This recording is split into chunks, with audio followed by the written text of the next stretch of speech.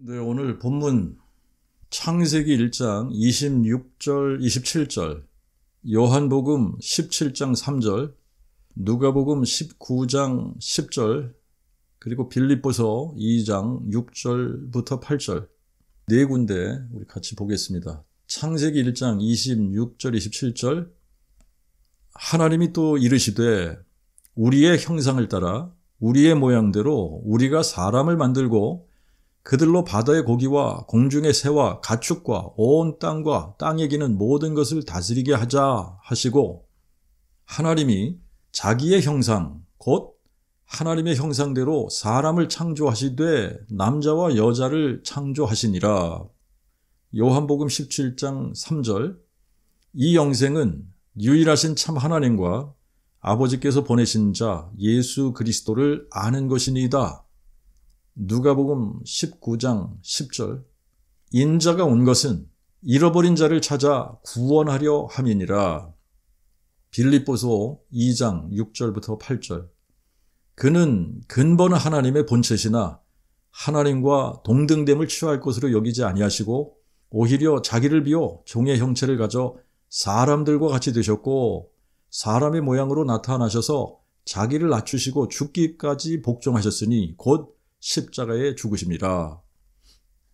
창세기 1장 26절 이 말씀에서 하나님이 우리의 형상을 따라 우리의 모양대로 우리가 사람을 만들고, 이 우리라고 하는 것 때문에 사람들이 많은 오해를 하고 있죠. 그죠?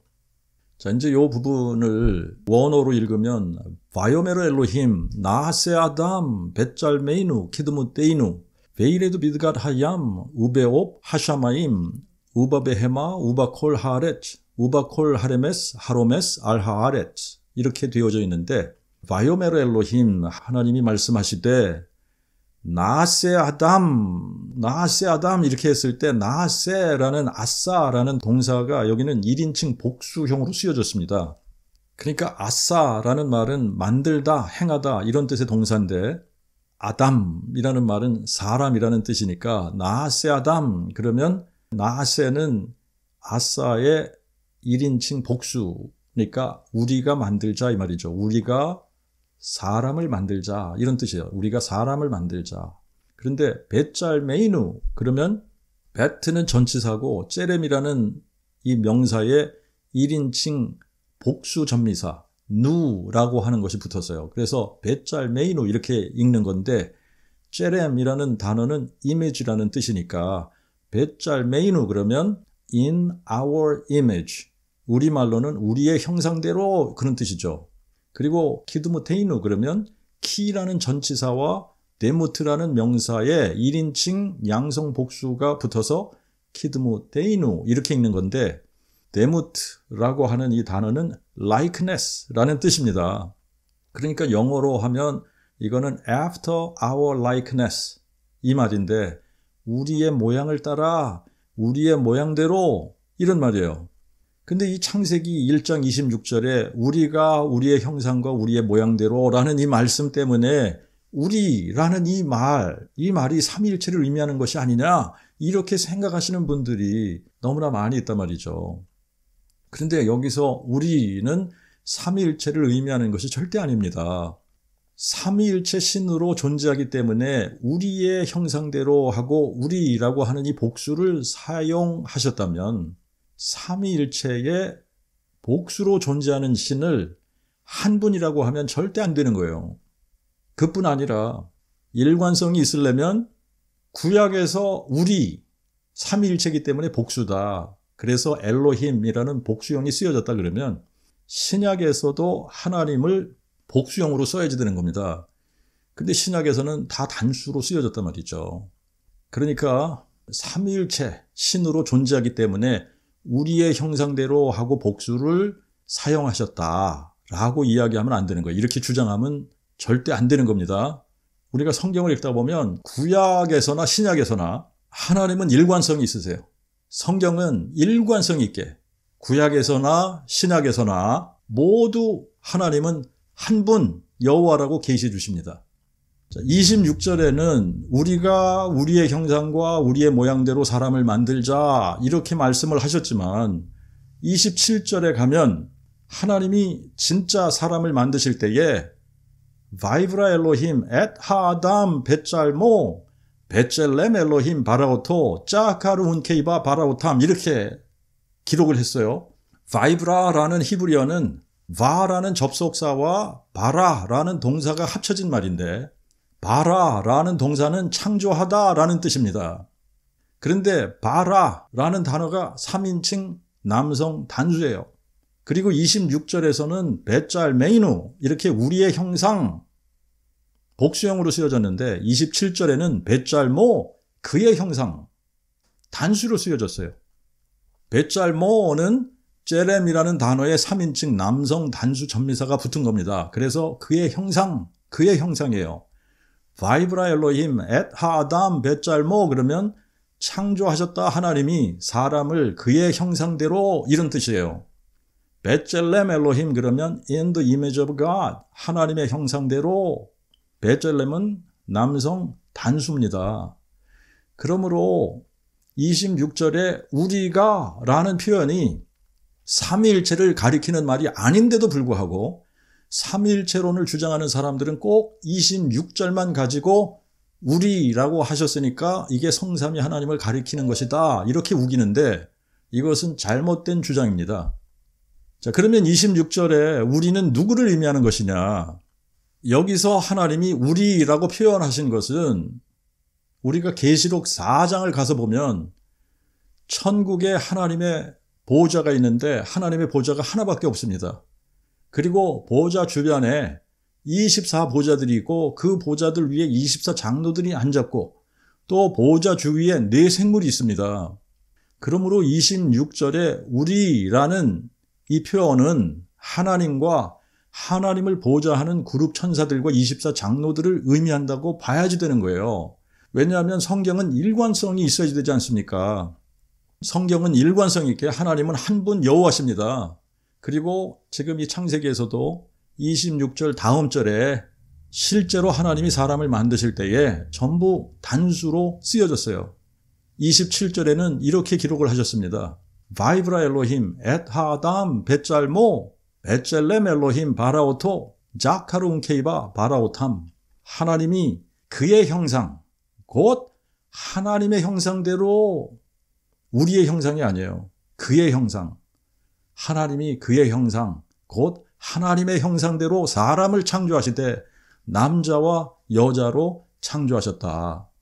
바라라는 동사 벳잘모, 벳젤렘이라는 명사에 다 단수로 쓰여졌어요. 그리고 우리가 이사야 44장 24절에 보면 나는 만물을 지은 여호와라 내가 홀로 하늘을 펴고 땅을 베풀었을 때에 누가 나와 함께 있었느냐? 아노키 여호바 오세콜 노타샤바임 레바디 로카하레츠 메이티 여기서 여호와 홀로 하셨다라는 것을 강조하기 위해서 1인칭 단수 전미사를 붙였습니다. 레바디, 메이티 그리고 아싸라는 동사도 창세기 1장 26절에는 나세하고 1인칭 복수를 사용했는데 이사야 44장 24절에는 오세하고 1인칭 단수를 사용했습니다. 나는 여호와라 만물을 만들었다. 내가 홀로 하늘을 펼치고 내 자신이 홀로 땅을 폈다 이 말입니다. 그러므로 창세기 1장 26절에 하나님이 우리가 라고 표현하신 것은 하나님 보호자 주변에 있는 24장로들과 그룹 천사들에게 우리가 우리의 형상대로 사람을 한번 만들어보자 이렇게 말씀하셨다고 봐야지 되는 겁니다. 하지만 실제로 하나님께서 창조하실 때는 하나님은 한 분 여호와시기 때문에 하나님이 그의 형상대로 벳잘모 그의 형상대로 단수로 쓰여진 거예요. 그리고 이제 삼위일체 주장하는 사람들이 엘로힘이 단수가 아니라 복수기 때문에 삼위일체라고 주장하는 사람들이 있단 말이죠. 근데 그렇게 주장을 하면 신약 성경을 헬라어로 기록할 때도 동일하게 떼오이 하고 복수로 기록했어야지 되는 겁니다. 그런데 신약 성경에 하나님을 가리키는 떼오스라고 하는 이 단어는 단수예요. 그뿐이 아니라 구약 성경이 히브리어로 쓰여진 건데 이 히브리어 구약 성경을 헬라어로 번역한 성경을 우리가 70인역 성경이다, 셉투전트다 그렇게 부르는데 이 70인역 성경에도 엘로힘을 번역할 때 전부 데오스로 번역을 했습니다. 단수로 번역을 했어요. 자, 그러니까 이 엘로힘이라고 하는 이 단어가 왜 복수형으로 쓰여지면서 이것을 하나님이라고 우리가 번역을 했느냐면 영어나 헬라어는 대문자, 소문자가 있다고 그랬죠. 그런데 한글에도 대문자, 소문자의 구분이 없고 히브리어에도 대문자, 소문자 구분이 없습니다. 그러니까 이렇게 대문자, 소문자 구분이 없는 언어인 경우에는 우리도 참신과 거짓신, 잡신들을 구분하기 위해서 참신, 유일하신 참신을 하나님이라고 번역을 한 겁니다. 그런데 이제 헬라어나 영어에는 대문자, 소문자가 있기 때문에 이거를 대문자로 쓰는 거예요. GOD를 대문자로. 떼오스 할 때 대문자로 쓴단 말이죠. 그러니까 그렇게 구분을 할 수 있는데 대문자, 소문자가 없는 경우에는 유일하신 참신을 신 이렇게 하면 이게 참신을 의미하는 건지 잡신을 의미하는 건지 구분이 안 된단 말이죠. 그러니까 유일하신 참신은 다른 단어를 표현해서 구분을 해야지 되는 거예요. 그래서 이제 히브리어의 경우에서는 엘로힘 복수지만 지존자시고 홀로 한 분이시기 때문에 유일하신 참신을 다른 모든 거짓신들이나 잡신들과 우상들과 구분하기 위해서 복수형인 엘로힘을 사용한 것이다.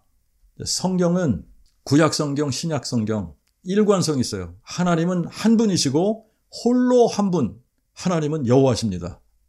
이 말씀이요, 구약성경을 읽어보면 수도 없이 많이 나와요. 신명기 4장 35절과 39절에 보면 내게 이것을 나타내심은 여호와는 하나님이시요 그 외에 다른 신이 없음을 너로 알게 하려 하심이니라. 그런즉 너는 오늘날 하늘 위나 땅 아래에 오직 여호와는 하나님이시요 다른 신이 없는 줄을 알아 내 마음에 새기라. 그리고 10계명 중에 첫 번째 계명이 나는 여호와 너의 하나님이라 너는 내 앞에 다른 신들을 두지 말라. 여호와는 홀로 하나님이시고 그 외에 다른 신이 없기 때문에 여호와 외에 다른 신들을 두지 말라는 거예요.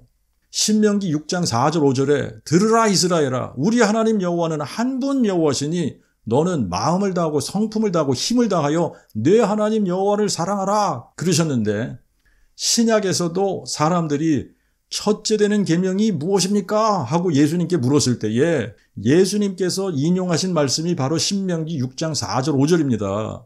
모든 계명 중 첫째는 이것이니 이스라엘아 들으라 여호와 우리 하나님은 한 분 여호와시니라 너는 내 마음을 다하고 목숨을 다하고 뜻을 다하고 힘을 다하여 여호와 내 하나님을 사랑하라 하셨으니 이것이 첫째 되는 계명이요. 성경은 너무나 단호합니다. 하나님은 한 분이시고 그분의 이름은 여호와시고 여호와 외에 다른 신이 없습니다. 여호와만이 유일하신 참 하나님이시고 그 외에는 없는 겁니다. 그러므로 유일하신 참 하나님은 성부, 성자, 성령의 삼위일체 하나님이 아니라 홀로 한 분 여호와신 거예요. 유일하신 참 하나님의 이름이 여호와시고 유일하신 참 하나님의 본질은 거룩한 영, 곧 성령이신 겁니다. 그러므로 성령, 하나님의 영, 여호와의 영은 다 같은 분을 의미하는 거예요. 사람의 본질은 혈과 육이고 유일하신 참 하나님의 본질은 성령이시고 마귀의 본질은 속이는 영, 악한 영, 더러운 영이에요. 영생은 유일하신 참 하나님을 아는 것이 영생입니다. 왜냐하면 유일하신 참 하나님께서 사람을 자기의 모양과 형상대로 만드셨기 때문에 누가복음 15장에 보면 잃어버린 양을 찾는 비유가 나오고 한 드라크마를 잃은 것을 찾는 비유가 나오고 그리고 탕자의 비유가 나옵니다. 근데 이런 비유들을 통해 잃어버린 자녀를 찾는 아버지의 심정을 비유로 나타내신 거예요. 양 한 마리를 잃었다. 그런데 누군가 그 잃어버린 양을 찾으러 다닌다. 잃어버린 양 한 마리를 찾아다니는 사람은 그 양의 목자이기 때문에 그 잃어버린 양을 찾아다니는 겁니다. 그 잃어버린 양이 내 양이 아니라면 내가 그 양을 찾으러 이리저리 다닐 이유가 있을까요? 마찬가지로 어떤 사람이 잃어버린 돈을 찾으려고 집안 구석을 뒤진다고 합시다. 잃어버린 돈의 주인이기 때문에 구석구석을 뒤지고 찾는 거예요. 탕자의 비유에서는 아버지가 탕자를 찾아다니는 것은 아니지만 탕자가 돌아오기까지 날마다 기다리는 아버지의 모습이 그려진 겁니다. 저도 아이들을 키우다가 두 녀석을 잃어버릴 뻔하였던 그런 기억이 있어요. 한 번은 우리 큰아이가 아직 2살이 안 되었을 때 같은데 교회에서 야유예배를 갔는데 자매들 둘이 분명히 우리 아이를 데리고 숲으로 갔는데 숲 쪽으로 갔어요. 근데 돌아올 때는 우리 애는 어디다가 놓고 자기들만 돌아오는 거예요. 애는 안 보이고 자매들 둘은 왔는데 물어보니까 모르겠다는 거예요. 근데 애가 어린애니까 이렇게 숲이 조금 자라면 거기서 안 보이는 거죠. 그래서 잽싸게 찾아 나서는 사람이 누구겠어요. 그리고 한 번은 이제 우리 작은 아이를 잃어버릴 뻔한 적이 있는데 교회 아이들을 데리고 제가 스톤 마운틴이라는 곳에 가서 레이저 쇼를 구경하고 있는데 이제 레이저 쇼를 구경하려면 이건 밤에 봐야지 되는 거거든요. 밤에. 근데 잠시 제가 전화를 하는 동안에 우리 작은 아이가 없어진 겁니다. 알고 보니까 아빠가 안 보여서 자기는 아빠를 찾으러 간다고 했는데 밤인데다가 워낙 사람들이 많으니까 길을 잃어버린 거예요. 근데 정말 어디서 찾아야 할지 난감한데 모르는 전화번호인데 전화가 왔어요. 그래서 받으니까 어떤 백인 여자예요. 아이가 울고 있으니까 부모를 잃어버린 거라고 이제 생각을 하고 아빠 전화번호를 물어본 겁니다. 아빠 전화번호를 물어봤더니 전화번호를 기억을 하고 얘기를 해준 거예요. 그래서 이제 저한테 전화를 걸은 건데 그래서 찾았어요. 여러분 자기 아이를 잃어버렸을 때 아이의 사진을 여기저기 붙이고 1년이고 2년이고 아이를 찾을 때까지 아이를 찾아다니는 사람은 그 아이의 부모밖에 없습니다.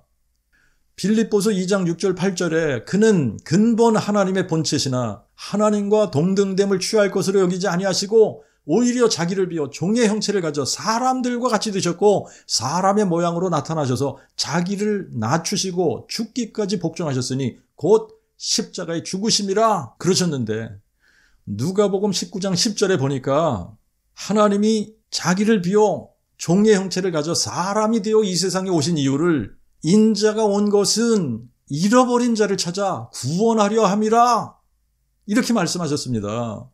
잃어버린 자녀를 찾아 구원하려고 여호와 하나님이 자기를 비워 종의 형체를 가져 사람이 되어 오신 겁니다. 히브리서 2장 14절에는 자녀들은 혈과 육에 참여하는 거로 저도 또한 같은 모양으로 혈과 육에 참여하심은 저가 자신의 죽음을 통하여 사망의 권세 잡은 자 곧 마귀를 멸하시며 또 죽음을 무서워하여 평생 동안 매어 종노릇하는 모든 자들을 놓아주려 하심이니라. 창세기 1장 26절 27절에 하나님이 또 이르시되 우리의 형상을 따라 우리의 모양대로 우리가 사람을 만들고 그들로 바다의 고기와 공중의 새와 가축과 온 땅과 땅에 기는 모든 것을 다스리게 하자 하시고 하나님이 자기의 형상 곧 하나님의 형상대로 사람을 창조하시되 남자와 여자를 창조하시니라.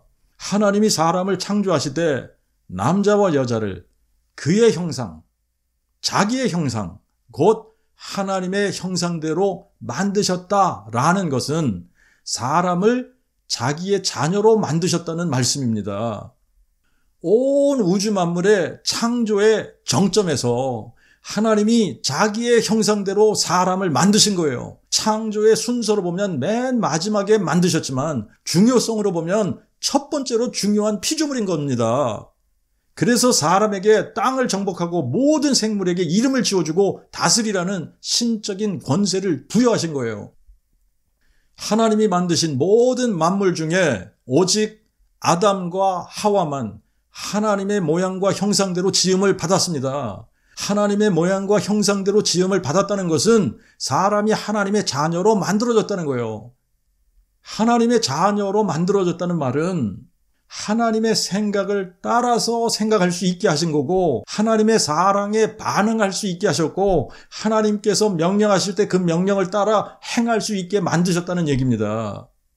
그래서 하나님과 친밀하며 만족스러운 관계를 영원히 지속할 수 있는 잠재력을 주신 거예요.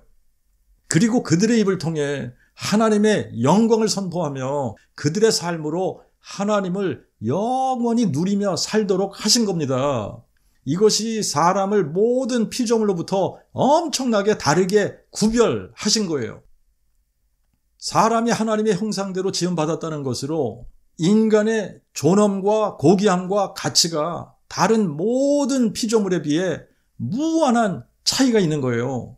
동물에게도 하나님은 IQ도 주시고 감정도 주시고 의지력도 주셨지만 지극히 제한적으로 주셨기 때문에 짐승들은 기술 문명을 이루거나 예체능 문화를 이루거나 하지 못하는 겁니다. 그리고 무엇보다 하나님을 알아가거나 하나님과 교제를 할 수 있는 존재가 아니에요. 오직 사람에게만 하나님과의 인격적인 관계를 가질 수 있도록 만드신 겁니다. 이것은 말로 형용할 수 없이 크고 놀라운 영광입니다. 어떻게 피조물이 창조주와 친밀하고 만족한 사귐을 가질 수 있다는 겁니까? 요한일서 1장 3절에 보면 우리가 보고 들은 바를 너에게 전하는 것은 너희도 또한 우리와 사귐이 있게 하려 함이니 우리의 이 사귐은 참으로 아버지와 그의 아들 예수 그리스도와의 사귐이요. 요한계시록 3장 20절에는 보라 내가 문 앞에 서서 두드리노니 누구든지 내 음성을 듣고 문을 열면 내가 그에게로 들어가 그로 더불어 먹고 또한 그는 나로 더불어 먹으리라. 여러분 이 사귐이라는 것을 잘 생각해 보십시오. 인간 세상에서도 격이 같고 레벨이 같아야 사귀는 거예요. 그래야 같이 먹고 마시고 그러는 겁니다. 그런데 창조주 하나님이 우리와 사귐을 원하신다. 그의 음성을 듣고 문을 열면 그분이 내게로 들어와 나와 더불어 먹으신다. 여러분 이거를 어떻게 이해할 수 있습니까? 창조주 하나님이 어떻게 피조물과 사귐을 갖고 함께 먹고 마신다는 겁니까? 그러므로 인간의 가치와 고귀함과 존엄은 오직 창조주 하나님, 우리의 영존하시는 아버지를 알아가는 만큼만 깨달을 수 있는 겁니다. 이사야 41장 8절에는 나의 종 너 이스라엘아, 나의 택한 야곱아, 나의 벗 아브라함의 자손아, 나의 벗 아브라함이라고 부르셨습니다. 이사야 49장 15절 16절에는 여인이 어찌 그 젖먹는 자식을 잊겠으며 자기 태에서 난 아들을 긍휼히 여기지 않겠느냐? 그들은 혹시 잊을지라도 나는 너를 잊지 아니할 것이라. 보라, 내가 너를 내 손바닥에 새겼고. 호세아 2장 19절 20절에는 내가 네게 장가들어 영원히 살되 실로 의로움과 공의와 자회와 자비로 네게 장가들며 성실함으로 네게 장가들리니 이로써 네가 여호와를 알리라. 창세기 15장에 보면 여호와 하나님이 아브라함과 정식 언약을 체결하십니다. 그 당시에 가장 준엄하고 엄격한 언약 체결 방식은 짐승을 쪼개고 쪼갠 짐승 사이를 지나면서 언약을 체결하는 건데 이런 언약은 동등한 관계가 아니면 이런 언약을 맺지도 않습니다. 그런데 상천하지에 홀로 한 분 여호와 하나님께서 짐승을 쪼개고 쪼갠 짐승 사이를 지나면서 아브라함과 언약을 맺으십니다. 그리고 신약에 와서는 하나님이 사람 되셔서 자기 자신을 십자가에서 찢으시면서 우리에게 새 언약을 주셨어요. 이것이 우리를 향한 하나님의 사랑이고 하나님의 열심이세요. 잃어버린 하나님의 자녀들을 찾아 구원하시려고 영존하신 아버지 자신이 자기를 비워 종의 형체를 가져 사람의 모양으로 나타나셔서 우리를 위해 자신의 몸을 찢으시고 우리를 위해 십자가에 죽으심으로 자신의 사랑을 나타내 보여주신 겁니다. 그리고 죽은 자 가운데서 부활하심으로 자신이 우리의 영존하신 아버지심을 증명해 주셨고 하나님 자신이 우리를 얼마나 사랑하시는지를 확증해 보여주신 겁니다. 사람을 하나님의 형상대로 만드시면서 인간에게 완전한 자유의지를 주셨어요. 그래서 인간으로 하여금 자기의 지적인 능력을 이용하고 또 자신의 감성을 바탕으로 자기가 원하는 것을 선택할 수 있게 하신 겁니다. 여호와 하나님은 잃어버린 인류를 찾아오셔서 자신이 우리의 창조주이신 영존하시는 아버지심을 증명해 주셨고 우리를 얼마나 사랑하시는지도 십자가 위에서 확증해 보여주셨습니다. 그리고 우리에게 지적인 능력을 이용해서 그리고 하나님께서 우리에게 보여주신 그 사랑에 반응해서 우리의 영존하시는 아버지 여호와 하나님께 돌아오기를 원하시는 겁니다. 창세기 1장 26절 27절에 하나님이 자기의 형상대로 사람을 만드셨다는 이 말씀이 얼마나 놀라운 말씀인지 모릅니다만 이 말씀보다 더 놀랍고 신비로운 사실은 여호와 하나님 자신이 사람이 되셨다는 사실이에요. 지존자시고 절대 주권자이신 여호와 하나님이 인류를 속죄할 어린 양이 되셨다는 것이야말로 크고 놀라운 신비고 신비 중에 신비가 아닐 수 없는 겁니다. 계시록 5장 5절에는 유다 지파의 사자 다윗의 뿌리가 이기셨다라고 말씀하셨고 6절에는 한 어린 양이 서 있는데 그가 죽임을 당했던 것 같다 그렇게 나옵니다. 그런데 계시록 1장 17절 18절에 보면 나는 처음이요 나중이니 곧 산자라 그러나 내가 죽었었노라 보라 내가 진실로 세세 무궁토록 살아있어 음부와 사망의 열쇠를 가지고 있노라. 나는 처음이요 나중이니 이 말은 나는 여호와라 이 말이에요. 그런데 내가 죽었었노라. 여호와 하나님의 본질이 거룩한 영, 성령이신데 성령으로 존재하시는 하나님은 어떻게 죽을 수 있습니까? 사람이 되셨었다는 말씀이에요. 여호와 하나님이 자기를 비워 종의 형체를 가져 사람의 모양으로 나타나셔서 십자가에 죽기까지 복종하셨다는 말씀입니다. 유다 지파의 사자 다윗의 뿌리가 하나님의 어린 양이 되셔서 인류의 죄를 속죄하시려고 염소와 송아지의 피로 아니하고 오직 자신의 피로 영원한 대속을 이루신 겁니다. 삼위일체론자들은 예수님을 이터널 선, 영원한 아들이라고 주장을 합니다. 그래서 태초부터 아들로 존재하신다고 가르쳐요. 그래서 이터널 파더, 영원한 아버지이신 성부께서 영원한 아들이신 성자를 보내셔서 인류의 죄를 대속하게 하셨다라고 주장을 합니다. 하지만 성경의 가르침은 그렇지 않아요.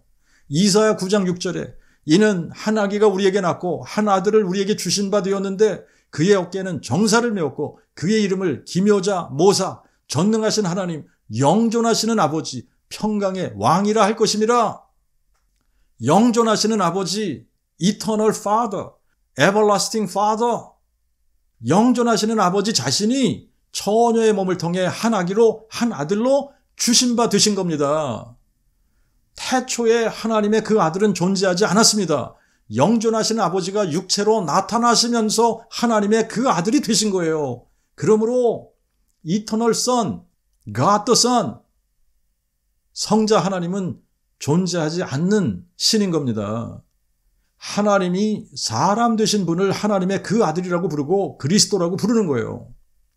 성경에서 증거하는 하나님은 성부, 성자, 성령의 삼위일체신이 아니라 홀로 한 분 여호와십니다. 상천하지에 유일하신 참 하나님은 여호와 한 분이시고 여호와 외에 다른 신이 없고 여호와와 함께하는 신도 없습니다. 그런데 하나님이 육신으로 나타난 바 되셨으면 여호와 하나님께서 육신으로 나타나신 거예요. 그러므로 예수 그리스도는 여호와 하나님이 육신으로 나타나신 바 되신 분이십니다. 로마서 9장 5절에 그리스도는 만물 위에 계셔서 세세에 찬송받으실 하나님이시라고 선포하고 있어요. 만물 위에 계셔서 세세에 찬송받으실 하나님은 여호와 한 분이십니다. 여호와 외에 다른 신이 없고 여호와와 함께하는 신도 없기 때문에 만물 위에 계셔서 세세에 찬송받으실 하나님은 오직 여호와 한 분이신 거예요. 그러므로 그리스도는 여호와 하나님이 사람 되신 분, 다윗의 뿌리가 다윗의 자손 되신 분을 가리키는 타이틀입니다. 그래서 바울은 로마서 5장 8절에 우리가 아직 죄인이었을 때에 그리스도께서 여호와 하나님이 사람 되신 분이 다윗의 뿌리가 다윗의 자손 되신 분이 우리를 위하여 죽으심으로 하나님께서 우리에 대한 자신의 사랑을 확증하셨느니라. 계시록 1장 18절에 처음이요 나중이신 분, 곧 여호와 하나님이 내가 죽었었노라 그러시잖아요. 성부가 성자를 보내신 게 아니라 상천하지에 홀로 한 분 여호와 하나님이 친히 사람 되셔서 우리를 위해 죽으심으로 여호와 하나님께서 우리에 대한 자신의 사랑을 확증하신 겁니다. 우리를 위해 십자가에 죽으신 그리스도가 전능자 여호와 하나님이 사람 되신 분이시기 때문에 그리스도가 우리를 위하여 죽으심으로 하나님이 우리에 대한 자신의 사랑을 확증하셨다라고 기록하고 있는 겁니다. 자, 그런데 우리를 위해 십자가에 죽으신 그리스도가 전능자 여호와 하나님이 사람 되신 분이시다라고 하는 것을 무엇으로 증명하셨다고요? 예수를 죽은 자 가운데서 살리심으로 예수의 몸 안에 거하시는 분이 여호와 하나님이심을 증명해 보이신 거예요. 그렇기 때문에 로마서 10장 9절에 보면 내가 만일 내 입으로 주 예수를 시인하며 또 하나님이 그를 죽은 자 가운데서 살리신 것을 내 마음에 믿으면 구원을 받으리니, 하나님의 그 아들이신 예수는 태초부터 아들로 존재하신 게 아닙니다. 시편 2편 7절 여호와께서 내게 이르시되 너는 내 아들이라 오늘날 내가 너를 낳았도다 하신 바로 그날, 오늘날, 그날부터 성령으로 동정녀 마리아가 잉태해서 아기 예수를 출산한 그 날부터 하나님의 그 아들 예수가 존재하기 시작한 겁니다. 그러면 아기 예수가 탄생하시기 전부터 존재하신 분은 누구십니까? 그분이 성자 하나님 아니십니까? 이렇게 물을 수 있어요. 그런데 예수가 탄생하시기 전부터 존재하신 분은 성자 하나님이 아니라 영존하신 아버지신 거예요. 영존하신 아버지, 영존하시는 아버지 여호와 하나님이, 그분이 한 아기로 한 아들로 주신 바 되시면서 하나님의 그 아들이 되신 거예요. 영존하신 아버지 여호와 하나님이 때가 참에 하나님께서 계획하신 그 시간이 되었을 때에 동정녀 마리아에게 성령으로 잉태케 하시고 아들을 출산하게 하셔서 영존하신 아버지 여호와 하나님 자신이 아기 예수의 몸 안에 거하시면서 육체로서는 하나님의 그 아들이 되시지만 육체 안에 계시는 성령으로서는 영존하시는 아버지로 하나님이시면서 하나님의 그 아들로 다윗의 뿌리요 자손으로 하나님이 사람이 되셔서 예수 그리스도로 이 세상에 자신을 보이셨던 겁니다. 그래서 골로새서 2장 9절에는 그리스도 안에는 신격의 모든 충만이 육체로 거하신다고 기록하고 있는 겁니다. 성령으로 존재하시는 하나님은 영원하신 분이시기 때문에 죽으실 수 없잖아요. 그러나 육체로 계시는 그리스도는 우리의 죄를 대속하기 위해 십자가에 죽으셨던 것이고 죽으신 예수를 하나님이 다시 살리신 겁니다. 영원히 죽지 않는 영광스러운 부활체로 다시 살리신 거예요. 하나님의 구원 계획은 이런 겁니다. 우리가 죄인이었을 때 그리스도께서, 여호와 하나님이 사람 되신 분께서 우리를 위하여 죽으심으로 하나님께서 우리에 대한 자신의 사랑을 확증해 주신 후에 죽은 자 가운데서 다시 살아나셔서 부활로, 이 부활의 능력으로 우리를 위해 죽으신 그리스도가 여호와 하나님이 사람 되신 분이심을 증명해 주신 겁니다. 그리고 누구든지 예수께서 부활하신 이 역사적 사실, 객관적 증거를 근거로 예수를 주로 혹은 여호와로 시인하고 하나님이 그를 죽은 자 가운데서 살리신 것을 마음에 믿기만 하면 구원을 받게 하시는 겁니다. 구원받을 때에 잃었던 하나님의 형상을 회복시켜 주시는 겁니다. 하나님의 형상이 회복되면서 본질상 진노의 자녀였던 우리가 다시 하나님의 자녀가 되는 거예요. 그런데 이번에는 창세기 3장과는 달리 더 이상 하나님을 반역하지도 않고 대적하지도 않고 배신할 수 없게 만드신 겁니다. 부활의 능력으로 마귀를 멸하셔서 부활의 능력으로 거듭난 사람들에게는 마귀가 힘을 쓰지 못하게 하신 겁니다. 그래서 이 땅에 세우시는 하나님의 교회는 부활의 능력 위에 세워진 교회이기 때문에 음부의 권세가 이기지 못하는 거예요. 음부의 권세가 이기지 못하는 유일한 능력이 뭡니까? 부활의 능력이잖아요. 부활의 능력. 그래서 하나님의 교회는 예수 그리스도의 부활의 능력 위에 세워지는 교회입니다. 베드로전서 1장 3절에 찬송하리로다. 우리 주 예수 그리스도의 아버지 하나님이 그의 풍성하신 긍휼대로 예수 그리스도를 죽은 자 가운데서 다시 살리심으로 우리를 거듭나게 하사 산 소망을 갖게 하시며 썩지 않고 더럽지 않고 쇠하지 아니하는 기업을 받게 하시나니 곧 우리를 위하여 하늘에 간직하신 것이라. 우리를 거듭나게 하시는 것이 부활의 능력입니다. 부활의 능력으로 우리를 거듭나게 하시는 거예요. 예수의 부활을 마음에 믿지 않으면 아무도 거듭나지 못하는 겁니다. 구원받는 유일한 조건은 예수의 부활을 마음에 믿는 겁니다. 예수의 부활을 마음에 믿으면 예수를 주로 시인하는 것은 자동적으로 시인하게 되어 있습니다. 하지만 아무리 입으로 예수를 주로 시인한다고 해도 마음으로 예수의 부활을 믿지 않으면 그것은 거짓 고백이고 거짓 믿음이에요. 그렇기 때문에 구원이 없는 겁니다. 지금 기독교 안에는 예수를 삼위일체 신 중에 제2위의 신인 성자 하나님으로 알고 믿는 사람들이 거의 대부분입니다. 이런 사람들은 아무리 예수의 부활을 마음에 믿는다고 해도 다른 예수를 믿는 것이기 때문에 신이 아닌 것을 자기의 신으로 삼은 것이기 때문에 구원이 없는 거예요. 또 아무리 예수를 여호와 하나님이 사람 되신 분이라고 믿는다고 해도 예수의 부활을 마음에 믿지 않으면서 입으로만 예수를 주여 주여 부르는 사람들에게는 구원의 역사가 이루어지지 않는 겁니다. 이 영생은 유일하신 참 하나님과 아버지께서 보내신 자 예수 그리스도를 아는 것이라고 말씀을 하셨습니다. 예수 그리스도를 유일하신 참 하나님 여호와로 아는 유일한 방법은 예수의 부활이라는 역사적 사실로 아는 겁니다. 예수께서 죽은 자 가운데서 부활하지 못했다면 예수는 여호와 하나님이 사람 되신 분이 아닌 겁니다.